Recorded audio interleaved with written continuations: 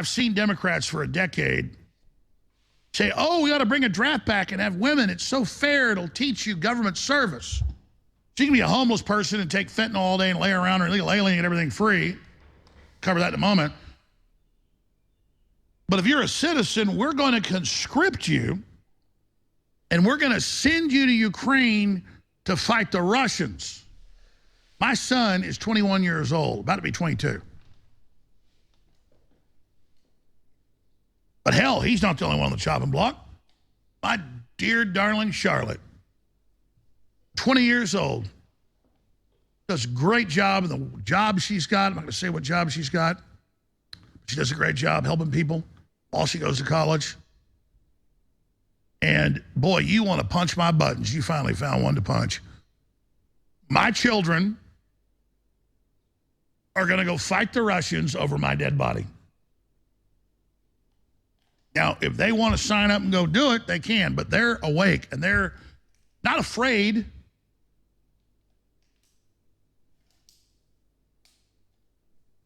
But they don't want to waste their life for the New World Order.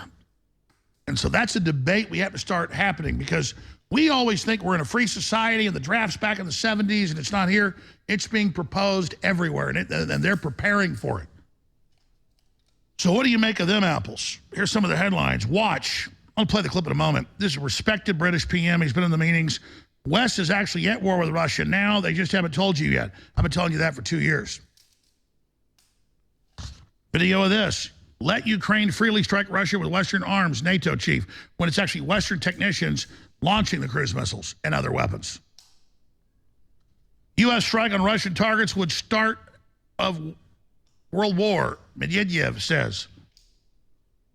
Deputy chair of Russia's Security Council made remarks after Polish foreign minister claimed Washington had threatened to conduct such a strike should Russia use nuclear weapons in Ukraine. What does that mean? They're already striking Russia. Here's the article on the BBC. Mandatory national service would get young people out of their bubble. National service would engage young people in society. Again, with too many live in their own bubble, said Home Secretary James Cleverly, told the BBC. Conservatives have pledged that if they win the general election, 18-year-olds will have to take part in a scheme involving military or non-military service to address the fragmentation of society. So they fragment society, then come in with tyranny to try to fix it. They break the vase, and they're the super glue. And they rebuild the nation in the way they see fit. Lawmakers want to automate selective service registration for military draft.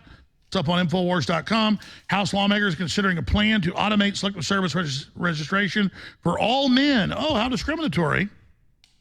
The Democrats proposing women as well when they reach the age of 18, making the process of national draft easier and limiting potential consequences associated with manual filing of the paperwork. That's right. They'll sign you up right away. The new draft of the House Armed Services Committee, I guess pun intended, the new draft of the House Armed Services Committee Annual Defense Authorization Bill would mandate all men between the ages of 18 and 26 should be automatically registered in the Selective Service System. The Selective Service System hasn't been used for over half a century since the Vietnam War, but men who fail to register face various penalties, including forfeiture and eligibility for federal programs or even jail time. Well, just claim you're a woman. I guess that's going to come in handy. America is actively preparing for war with China. War games, Daily Mail.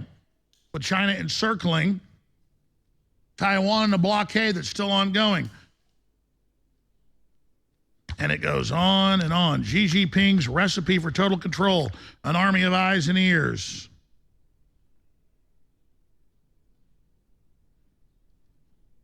All right. That's where we are on that front.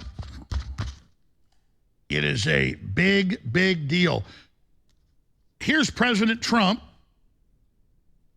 to the libertarians booing him when he said, I want to stop World War III, because they weren't libertarians. They were RFK Jr., who admits he did it. It's